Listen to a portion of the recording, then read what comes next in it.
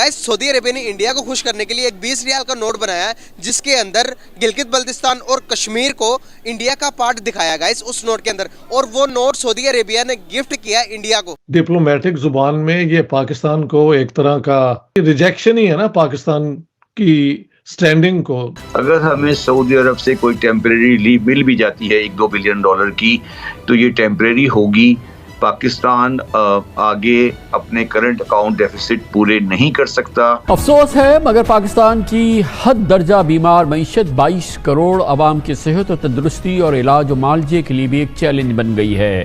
जी हाँ, कौमी खजाना इस कदर कंगाल हो चुका है कि जान बचाने वाली अद्वियात के खाम माल और मेडिकल सप्लाईज के इम्पोर्ट्स के लिए भी हमारे पास डॉलर्स नहीं हैं। IMF chief declines PM invite to Geneva moot.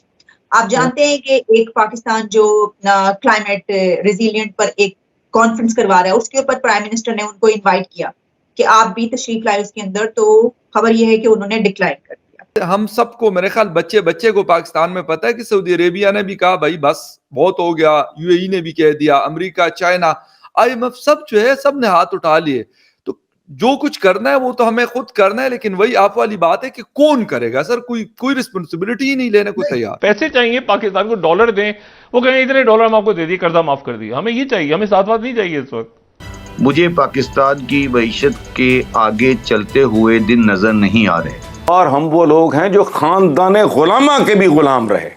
Indian influence की वजह से और चाइना के साथ ताल्लुकात की वजह से वेस्ट हमें कोई किसी तरह की पजीराई नहीं दे। एक वीडियो वायरल है इस वक्त कि तालिबान ने आपकी नेशनल असेंबली के सामने खड़े होकर एक वीडियो बनाकर तो वायरल किया कि हम आ चुके हैं यहाँ। कल अमित शाह जी का आया 1 जनवरी 2024 को राम मंदिर रेडी होगा, तो 5 साल में ये प्रोजेक्ट खत्म हो गया।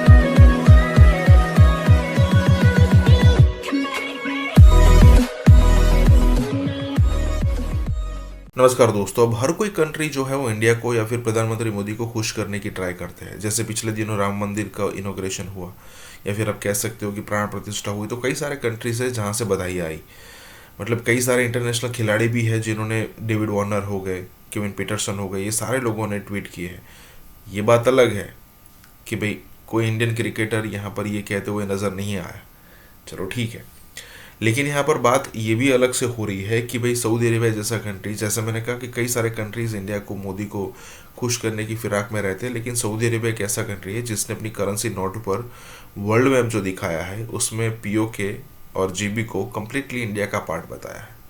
अब ज़रा सोचिए, ये वही सऊदी अरेबिया है जो 65, 71 और इवन कारगिल में भी पाकिस्तान को सपोर्ट किया करता था। ज़रा उसकी मजबूरी समझिए कि कौन सी मजबूरी है जब उसको इंडिया के फेवर में बोलना पड़ रहा है।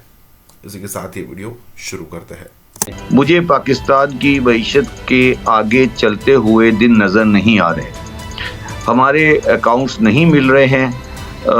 मैं फिर वो कहता हूँ वो डिफ़ॉल्ट या नॉन डिफ़ॉल्ट की बात नहीं है।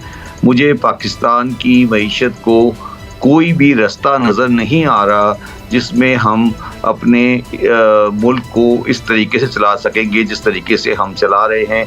अगर हमें सऊदी अरब से कोई टेम्परेरी लीव मिल भी जाती है $1-2 बिलियन की, तो ये टेम्परेरी होगी। पाकिस्तान आगे अपने करंट अकाउंट डेफिसिट पूरे नहीं कर सकता, और अगर जब तक पाकिस्तानियों को अपने रवैयों को और अपने रहने सहने को तब्दील नहीं करेंगे तो कोई चांस पाकिस्तान का नहीं है। उसामा, मेरा मसला पाकिस्तान की मईशत नहीं है। मैं कराची में डिफेंस के इलाके में रहता हूँ, शायद सबसे ख़राब डिफेंस में घर मेरा होगा, और जो मैं अपने आसपास दौलत की रेल पेल, शादियों में खाने, जो लोगों की उठना बैठना, जो गाड़ियाँ देखता हूँ, तो उसके बाद तो मैं ये और मुझे ये भी पता है कि वो लोग कितना टैक्स देते हैं और क्या करते हैं। तो कहना नहीं चाहिए, मगर मैं तो फिर ये ख्वाहिश रखता हूँ कि ये मुल्क एक दफ़ा उस बॉटम पर जाए और लोगों को एहसास हो कि हमने क्या चीज़ खोई है और क्या पाई है। TTP ने अपनी कैबिनेट बना ली है। आपने किस तरीके से खूबसूरत अंदाज से उनको टाइम दिया, 1.5-2 साल का नेगोशिएशन के बहाने, और वो आपकी हर चीज के अंदर घुस गए जिस तरह घुसने का हक होता है। उन्होंने खानेवाल में आपके 2 बंदे मारकर फिर उसके बाद उसकी जिम्मेदारी कबूल की। किस तरीके से शुमाली वजीरिस्तान में वो झंडे अपने लगा के बैठे हैं, वो कहते हैं दिस इज आवर टेरिटोरी, और उसके बाद स्वात के आसपास, और किस तरीके से आप इस तरह है कि आपको बिल्कुल ख्वाहिश ही नहीं है कि किस तरह बचाना है। राना सनाउल्लाह साहब की एक थकी सी स्टेटमेंट आई है कि हम अब भी कोशिश कर रहे हैं कि वो टेबल पर आ जाए। सर यार टेबल तो आपके पास है ही नहीं है। मैं छोटा सा बताऊं, दो राना सनाउल्लाह साहब ने ऐसी बेतुकी बात की कि हम कोशिश कर रहे हैं टीटीपी टेबल पर आए, और दो शर्तें हैं। शर्तें क्या हैं? हथियार फेंके और पाकिस्तान का आइन एक्सेप्ट करें, जो वो पहले ही कई दफा कह चुके हैं हम ये काम नहीं करेंगे। तो फिर क्यों लोगों को धोखा दे रहे हैं? सर मसला ये कि इनकी प्रायोरिटीज में ये चीज शामिल ही नहीं है। अगर शामिल होती तो उस वक्त ये करते जिस वक्त उन्होंने बॉर्डर क्रॉस करना शुरू किया था, सवात में उनकी प्रेजेंस हुई। और मैं आपको 2 दिन सर पहले की बात बता रहा हूं, जो इस्लामाबाद पेशावर मोटरवे है, बुरहान से पहले जहां पे मोबाइल टावर्स लगे हुए, एक के ऊपर मैंने खुद अपनी आंखों से मैं आ रहा था, और वहां पे अफगान तालिबान का व्हाइट फ्लैग जिस पे कलमा लिखा और तलवार का निशान बना हुआ है सर, वो लगा हुआ है। ये पंजाब के एरिया की मैं बात कर रहा हूँ, जो आखिरी डिस्ट्रिक्ट को आप क्रॉस करते हैं सवाबी से, ये हालात हुए। एक वीडियो वायरल है इस वक्त कि तालिबान ने आपकी नेशनल असेंबली के सामने खड़े होकर एक वीडियो बनाकर तो वायरल किया कि हम आ चुके हैं यहाँ। कांग्रेस का नारा था गरीबी हटाओ, गरीबी हटाते हटाते वो तारीख पे तारीख ना मिलावट फिर मिलती है, तारीख पे तारीख नहीं मिलता इंसान, गरीबी हटी नहीं। यहाँ मोदी जी का एक स्टाइल, अगर उन्होंने कुछ कह दिया इस इलेक्शन में, आपका अनाउंस कर दिया, इलेक्शन खत्म होती है आपको दिखेगी उसका फाउंडेशन स्टोन डल जाएगा, और अगले इलेक्शन से पहले उसका इनॉग्रेशन हो जाएगा। राम मंदिर की बात कीजिए, राम मंदिर लास्ट इलेक्शन के बाद फाउंडेशन स्टोन डल गया था। कल अमित शाह जी का आया 1 जनवरी 2024 को राम मंदिर रेडी होगा, तो 5 साल में ये प्रोजेक्ट खत्म हो गया। एक्सप्रेसवेज की बात कीजिए, खत्म। आप इथेनॉल ब्लेंडिंग की बात कीजिए, 5 साल में खत्म। आप G20 SCO की जो भी बड़े बड़े डेवलपमेंट प्लान है, सरदार पटेल का स्टैचू था, या जितने भी इरिगेशन प्रोजेक्ट्स है, दुनिया भर के जो डेवलपमेंट प्लान है, हाईवेज, एयरपोर्ट्स वगैरह, जो भी प्रॉमिस किया, उज्ज्वला, प्रज्वला, इंश्योरेंस, जो भी आप बताइए, 5 साल में खत्म। 5 साल में फाउंडेशन स्टोन भी 5 साल में खत्म।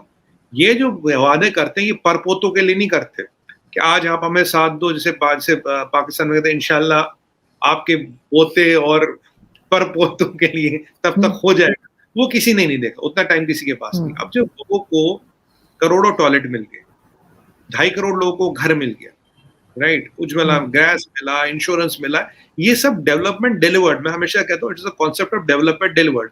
विद इन 5 साल आप डेवलपमेंट को डिलीवर कर पा रहे, लोगों के घर तक दे पा रहे। जैसे DBTs है, डायरेक्ट बेनिफिट ट्रांसफर, हम जनधन आधार मोबाइल की बात करें, वो क्या रेवोल्यूशन है।